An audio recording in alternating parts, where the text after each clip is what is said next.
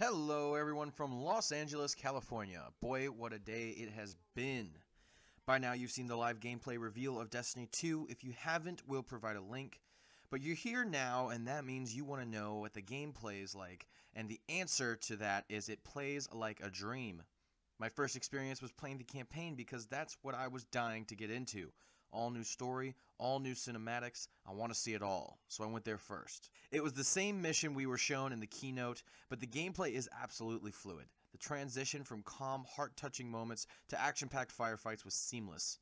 And what I am pleased to report is that the campaign is fully cinematic, super immersive, and a complete campaign action experience. And it doesn't do this by becoming just like Call of Duty like so many other games have become. No, if Destiny 2's campaign maintains this level of refinement throughout, it will be a fresh, new, exciting experience to play. I feel like the next thing I need to talk about is the strike we played today. The Inverted Spire, I believe it was called.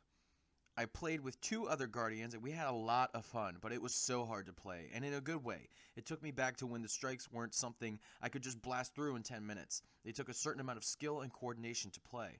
You start out on the landing zone for Nessus, this absolutely beautiful planet the Vex have turned into a machine, and you fight your way through the Cabal and Vex baddies. Then there is a mine you have to go through and fight through this mine while a drill is ripping through the walls, killing everything you don't.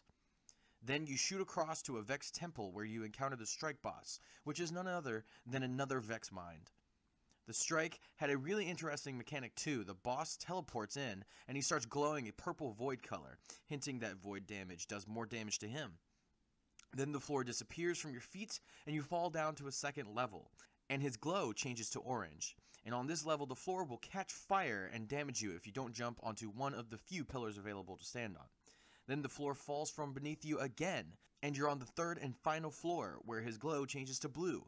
On this floor, you are surrounded by this electric white Vex milk, that if you step in, it will kill you. And Vex adds emerge from the milk. It makes for a thrilling and challenging encounter. The new worlds they have us playing in are beautiful. Nessus has so many things to explore, I can already tell. As I played through the mission, one thing that took my breath away was walking over this giant, and I mean giant, just absolutely huge, Vex milk waterfall. And it made me say to myself, wow, the Vex are really so large, and for a moment I felt intimidated by the sheer volume of that fluid in front of me, and knowing every drop of that fluid wanted to steal my light and end my life. It's moments like these that can be really created by something as simple as a good map design. I can't wait to get into the new planets and hopefully some of the old play spaces with new things to do in them. The weapons of Destiny 2 are so refined it feels like each weapon has its own role, its own situation where it would be perfect in. I found myself using the SMGs a lot. What is awesome is how they have reworked the weapon slots. You now have a kinetic slot, an energy slot, and a power slot as opposed to a primary, secondary, and heavy slot. Your heavy slot holds guns like shotguns, snipers, fusion rifles, rocket launchers, and grenade launchers. Your kinetic and energy slots can hold the same guns, which is sweet. You can really play with your weapon builds a lot more. I went with a pretty great combo in my own opinion. I had a scout rifle, a submachine gun, and a grenade launcher, and the play between the three of those guns was fantastic. I use all of them very often. I used my scout rifle for the long range engagements. The SMG was very useful for cleaning up ads, and when I was feeling overwhelmed, it was the perfect solution to that problem. The grenade launcher was so much fun to use too. It fits right in the heavy slot. It makes you feel powerful as you blow up Cabal left and right.